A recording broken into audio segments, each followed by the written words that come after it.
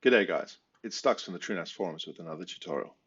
Previously, in my setting up Sandbox as a jailmaker video, I set up a network bridge, but skipped over the detail.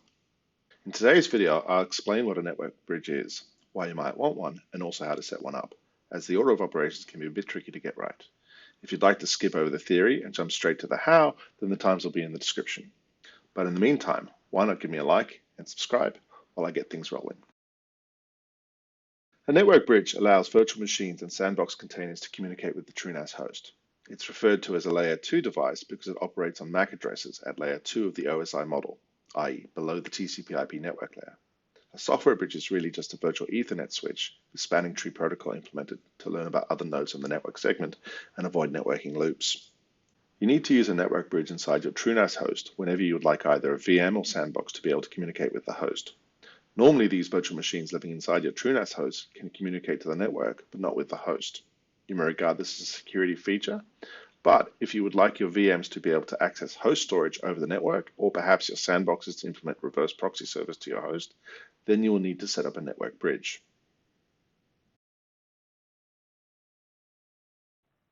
This is the dashboard of a small TrueNAS VM I've set up for the purposes of today's tutorial. If I go to the network settings, you can see that we have a single interface here. And if I edit this, you will see that it's using DHCP. If you're already using a static IP address on this, it means that we can avoid a step later. First of all, I'm going to go to my Ubuntu VM to demonstrate what happens if you try to ping the host from inside the VM. Ping 192.168.0.166 is the host's IP address, and it's unreachable. Press Control C. Meanwhile, if we go to the shell and I run jailmaker list, we'll see that I'm also running a jail. Obviously, if you don't have jailmaker installed, that won't work. So I will shell into the jail, PA, verify we have an internet address, ping www.google.com to verify network connectivity, and there it is.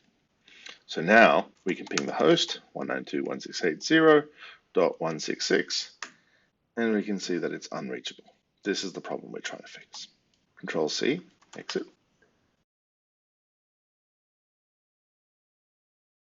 The first thing we need to do is shut down our virtual machine. And we also need to shut down any jails that are using the interface that we want to change. Jailmaker list, there's one. Jailmaker stop, jail demo, and it stops. It's very important to shut down all virtual machines and Sandboxes that are using the interfaces. Otherwise, it won't work and it will revert to the previous settings when we try to apply it. So the first thing we do is we turn off DHCP and then we add a static IP address. Obviously, if you already have a static IP address, you can skip this step, but it's important because the bridge will have a different MAC address to the current network interface, which will mean a different DHCP address, and you won't know what that address is. Once that's saved, we can test the changes. Now, when we click confirm here, the network interface will change, and we will no longer be connected to the dashboard. So we will need to re-log in on a different IP address in order to confirm the changes. So you click test changes, and then we change to 33. Which is the IP address that we set. And then we can go to the network settings, where we can confirm that the changes are good and save them. And now we have switched to using a new static IP address. The next thing to do is to remove the static IP address from the interface, but do not apply the changes now. Instead, add another interface, this time make it a bridge, set the name to something beginning with BR, 0 in this case, and then a description. It's a virtual switch, so I'll call it vSwitch. Do not select DHCP. Do select the interface that we're interested in bridging. And then in aliases, add your static IP address, 192.168.0.33, and the network mask. Save. Now we can see our bridge and our interface and our name server and our gateway, and everything looks good. And when we click test changes, it will apply and ask us to confirm it. But because we're already on the new IP address, it should happen pretty quickly. And that's all there is to it. Click save changes. Now, The next thing is to go back to our virtualization tab, and any virtual machines which were using that interface will no longer be, because it's been removed as an available interface. So we have to go to the NICs devices, and then we have to reselect a NIC to attach to, which in this case is bridge 0, our V switch. Save that, and we can then start the virtual machine. And when that finishes booting, we'll be able to confirm that it does in fact work. And here we are. First thing we'll do is look for our IP address. There it is, 160. Then we will test for external network connectivity with ping www.google.com, return, and there it is, Control C.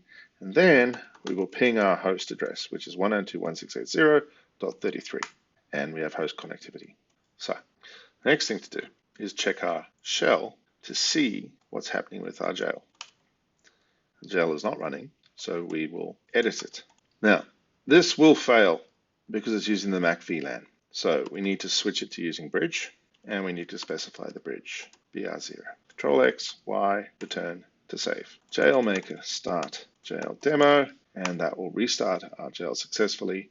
And then we can shell into our jail, and then we can use watch IPA to wait for an IP address, because this is using DHCP and it takes a while. And there's our IP address, 192.168.0.127. So we can press Control C to exit. I've already installed IPv3 in this jail. So the next thing I'm going to do is bring up another shell to TrueNAS, and then I will start IPv3 in server mode. So that's just running in this shell. And then I can go back to my jailmaker shell, and I can run IPv3-C 192.168.0.33. And that will do an IPerf performance test to the server. And you can see, even on this small VM, we're getting nearly 30 gigabits per second with a single transfer. That's basically a little bit about what a Linux bridge is, why you'd want to use one on your TrueNAS system, and how to set it up on the host and any VMs or sandboxes. I hope you enjoyed this video, and if you did, why not give it a like and subscribe, especially if you'd like to see more of this type of content. See you next time.